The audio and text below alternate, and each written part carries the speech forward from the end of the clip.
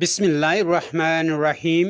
السلام علیکم دوستو، آج میں آپ کو خانہ کعبہ کی یعنی بیت اللہ شریف کی مختصر سی معلومات بتانا چاہتا ہوں۔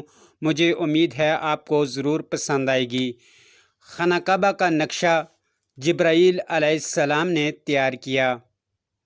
خانہ کعبہ میں حجر اسود مشرق کی سمت ہے۔ خانہ کعبہ کا طواف حجر اسود سے شروع ہوتا ہے۔ خانہ کعبہ کی تعمیر حضرت ابراہیم علیہ السلام اور ان کے بیٹے حضرت اسماعیل علیہ السلام نے مل کر کی۔ خانہ کعبہ کی بلندی 54 فٹ اور 8 انچ ہے۔ خانہ کعبہ کو تعمیر ہوئے تقریباً 4000 سال کا عرصہ ہو گیا ہے۔ خانہ کعبہ 5 پہاڑوں کے پتھروں سے تعمیر کیا گیا۔ خانہ کعبہ کی چھت میں کل 80 قندیلیں ہیں۔ خانہ کعبہ کے غلاف کی لمبائی 54 میٹر ہے۔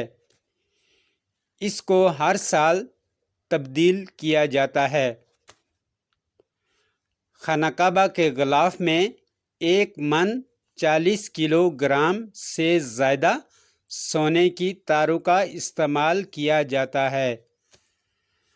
خانہ کعبہ کا غلاف پورے 1 سال میں تیار کیا جاتا ہے۔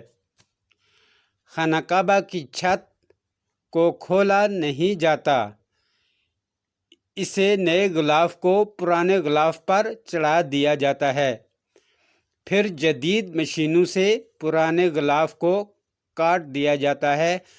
خانہ کعبہ کی چھت کے اوپر سیدھا اللہ کا عرش ہے۔